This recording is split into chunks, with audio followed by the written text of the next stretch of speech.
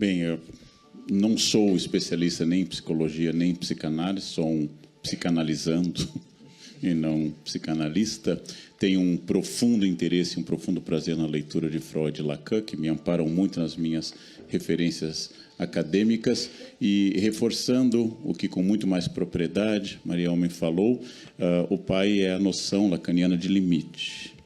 E limite não significa bater em filho, e não significa um homem também. A figura do pai não significa necessariamente ou apenas um homem. O que observo como professor durante muitos anos de ensino médio fundamental e hoje, nos últimos 25, só universitário, é, em primeiro lugar, um defeito atual de visão de profissionais da saúde mental, que é a medicalização do comportamento humano. Não gostei da aula, não consigo prestar atenção, toma Ritalina.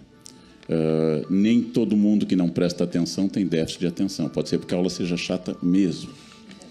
E não é um déficit de atenção, mas é uma pessoa que dialoga com o seu próprio gosto e seu desejo.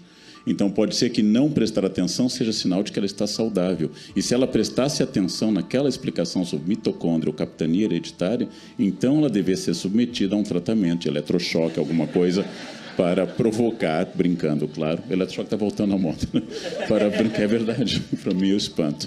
Então, nem todo mundo que está triste é deprimido. Distinguir entre tristeza com causa objetiva e direta, perdi minha mãe, estou deprimido. Bom, se você não estivesse triste, teríamos um bom tema para debater. Tristeza com causa e com duração define, de novo, a dimensão trágica da existência. Então, a medicalização é aquilo que nós sabemos desde o fim do século XIX, que a condição para a existência da mulher histérica é a pesquisa do Dr. Charcot. Ou seja, desaparecendo o Dr. Charcot, desaparece a mulher histérica. Porque quem provocava a histeria era o pesquisador. Como quem provoca pressão alta é o jaleco do médico e o esfigmanômetro. Ou seja, eu vejo o médico para medir a pressão dispara, porque eu vou ter pressão alta.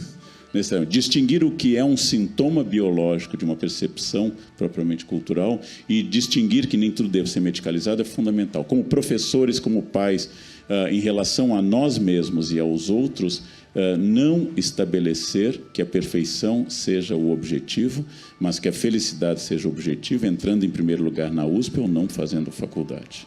Ou seja, que a perfeição é o objetivo. Há um filme com Marcelo Mastroianni chamado Estamos Todos Bem, no qual ele acaba, ao visitar os filhos adultos, descobrindo que a melhor coisa para ser pai é não ter altíssimas expectativas com os filhos, para que os filhos possam ser o que eles são, e não o que os pais gostariam de corrigir na sua biografia com aquilo que os filhos são. Meu filho vai falar inglês sem sotaque. Então, eu sempre pergunto isso, porque ele vai se tornar espião nos Estados Unidos, é fundamental que ele tire o sotaque, porque sua função será de espionagem no brasileiro, porque, para mim, o bom inglês é aquele que faz você se comunicar, que faz você ler, escrever e entender o que é dito. Seu sotaque, como dizia minha avó alemã, é sinal de que eu falo uma língua mais do que você. O sotaque é, em geral, um charme extra. Então, todas essas questões são questões de expor a alguém a possibilidade do fracasso, não incentivar nas crianças, alunos, falsas expectativas de excelência, não dizer a qualquer bobagem que é genial e a qualquer rabisco que aquilo supera toda a tradição da arte ocidental, sem entrar no discurso oposto que está contido no livro O Grito de Guerra da Mãe Tigre, no qual uma mãe de origem de Taiwan, nos Estados Unidos, educa os filhos em um sistema no qual a criança entrega um cartão de Dia das Mães, e como só ia acontecer, um cartão medonho, com rabiscos medonhos, para ser colocado no refrigerador, e ela diz, não, isso aqui tem pouco trabalho, refaça que eu mereço mais do que esse cartão. Então, não chegar nesse ponto do estabelecimento de um limite de tal ordem em que a criança se interessa por tocar piano e ela imagina já uma carreira com recitais no Carnegie Hall, ou seja, que você possa trabalhar com a hipótese do prazer e não apenas com a hipótese da excelência. Então, essas são questões para serem estimuladas em alunos e redescoberta de que padrão de excelência pode existir se for acompanhado de um projeto de felicidade, tema um pouco fora de moda, mas que corresponde não mais, como foi dito no início, pela Maria Homem, não mais pelo desejo do outro, mas pelo meu desejo. Eu já dei aula há muitos anos, preparando alunos para o vestibular, e um dos meus alunos estava se preparando para a medicina desde a então 5ª série.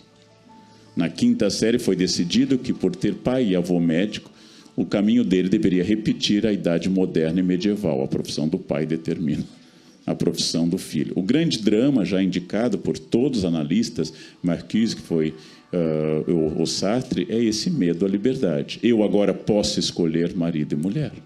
Eu agora posso escolher a profissão.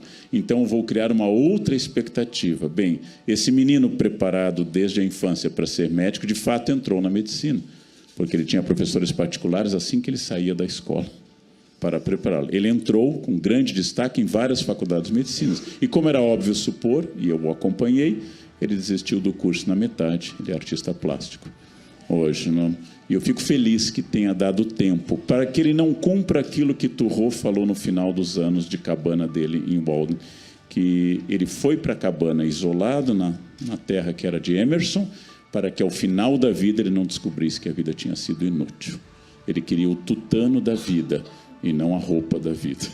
Então ele diz isso em 1854, que ele não queria completar a vida se não houvesse a chance de ele saber se ela valeu a pena pelos critérios dele. Por isso ele se isolou vários anos em uma cabana, sendo pioneiro da sustentabilidade ecológica, que é o belíssimo texto de Walden, Os Tanos da Cabana, e a sua desobediência civil, que é de 1866. Ou seja, todas essas propostas são ideias de que nós precisamos agora, nas brumas desta floresta de desejos, identificar o que é um desejo recalcado dos pais, ou dos professores, ou das escolas, ou da universidade, que querem realizar em mim aquela dor que trouxeram no passado. Isso é um desastre. Aí, seguindo Marcelo Mastroianni, desejar que os filhos sejam comuns é o maior desejo de felicidade para os filhos, que eles sejam absolutamente comuns e que não precisem acrescentar potássio a tudo, kkkk,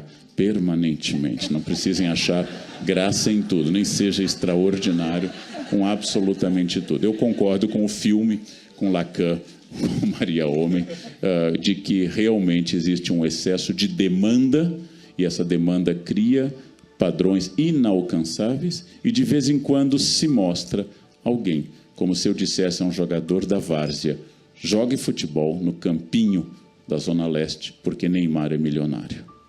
Logo, todos que jogarem futebol necessariamente serão milionários. Nem todos. Felizmente, nem todos.